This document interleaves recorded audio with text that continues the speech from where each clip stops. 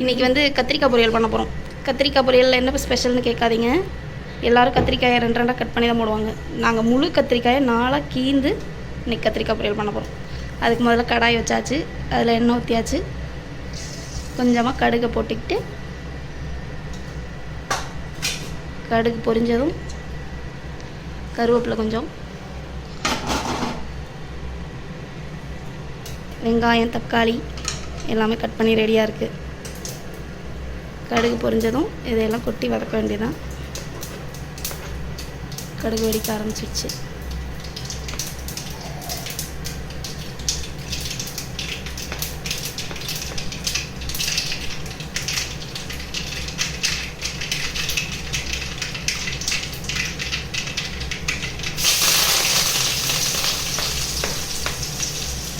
வெங்காயம் கொஞ்சம் நல்லா செவக்க வதக்கிட்டு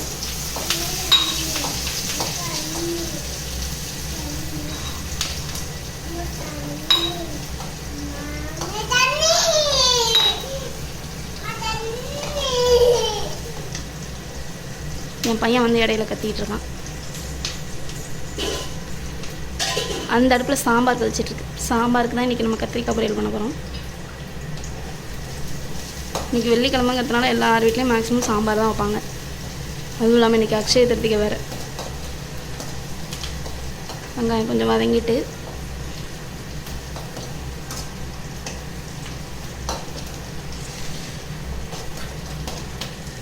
இந்த அக்ஷய திருதி அன்றைக்கி வந்து நம்ம வீட்டில் வந்து பள்ளியே பார்க்க முடியாதான். இது உண்மையாக பொய்யான்னு எனக்கு தெரில. ஆனால் நான் ஒரு ஸ்டோரியில் படித்தேன். அது மாதிரி நாங்கள் காலிலேருந்து பார்த்தோம், வீட்டில் எந்த பள்ளியுமே காணும். ஸோ உங்கள் வீட்லேயும் அதே மாதிரி பள்ளி இருக்கான்னு பாருங்கள்.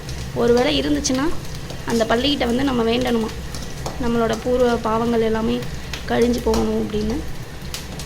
ஸோ உங்கள் வீட்டில் பள்ளி இருக்கான்னு பாருங்கள், செக் பண்ணி பாருங்கள். ஒரு வேளை இருந்துச்சுன்னா அந்த பள்ளிக்கிட்ட நீங்கள் வேண்டுங்க.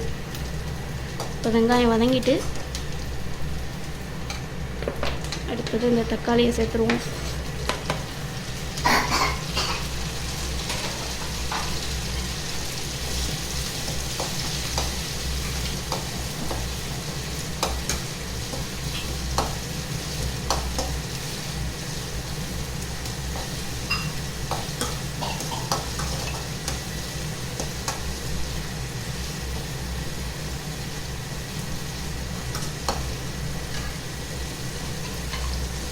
தக்காளி கொஞ்சம் வதங்குது. அதோட லைட்டாக சீரகத்தூள். எனக்கு பெருசாக சமையல் தெரியாது, சமைக்கிறது என் மாமியார் தான். அவங்க நல்லா சமைப்பாங்க, எல்லாமே சமைப்பாங்க. நான் அவங்கக்கிட்ட தான் கற்றுக்கிட்டேன். நான்வெஜ் வெஜ் எல்லாமே.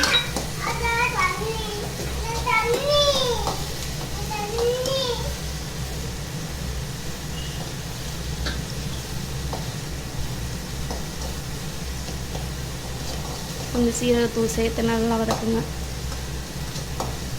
எல்லா சமையல்லையுமே லைட்டாக சீரகமோ இல்லை சீரகத்தூளும் சேர்த்துக்கிட்டா அந்த சமையல் வந்து நல்லாயிருக்கும் அப்படின்னு சொல்லுவாங்க. ட்ரை பண்ணி பாருங்கள். கத்திரிக்காயை பாருங்கள், முழு கத்திரிக்காயை மூளையில் 4ஆக வெட்டி சேர்த்துக்கணும்.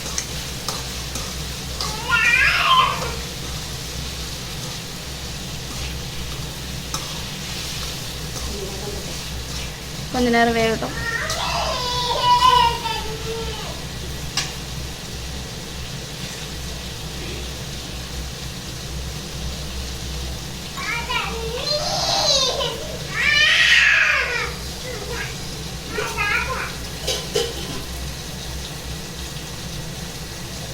இது நானே இது வரைக்கும் சாப்பிட்டதில்லை, ஆனால் எங்கள் அத்தை நல்லா இருக்குன்னு சொன்னாங்க.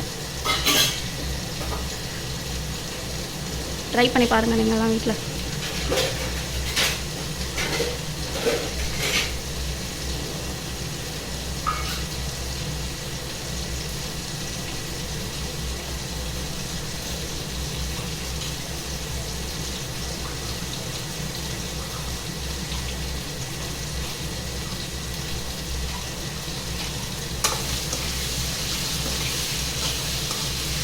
கத்திரிக்காய் கொஞ்சம் கலர் மாறி இருக்கு.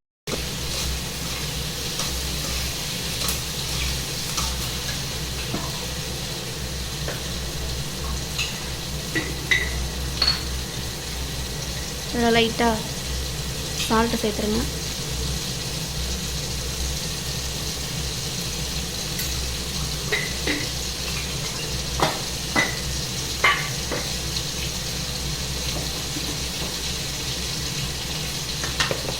அடுத்தது வீட்டில் அரைச்ச மிளகாத்தூள்.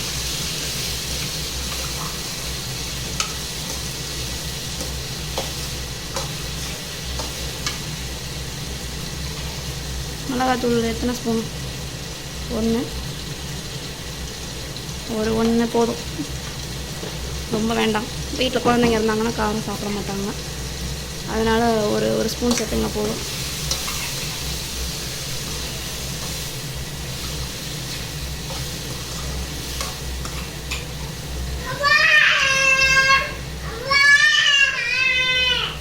என் பையன் வேறு இடையில கத்திட்டு இருக்கான்.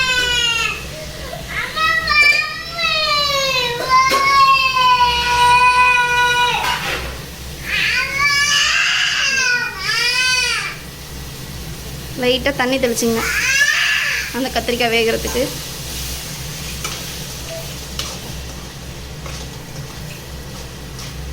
இப்போ நல்லா வெந்ததுக்கப்புறம் எடுத்து நம்ம சூடாக போட்டு சாப்பிட வேண்டியதான்.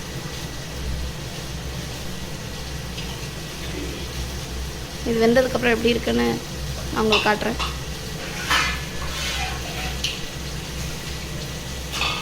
பாருங்கள் இந்த கத்திரிக்காய் பொரியல் எப்படி வந்திருக்குன்னு.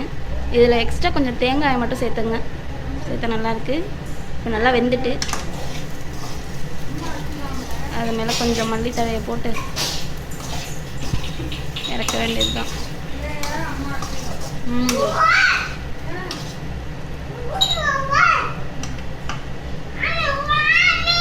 அவ்வளோதான், கத்திரிக்காய் பொரியல் ரெடி ஆயிடுச்சு. அதை நீங்கள் வீட்டில் செஞ்சு பார்த்துட்டு எப்படி வந்துச்சுன்னு சொல்லுங்கள். தேங்க்யூ.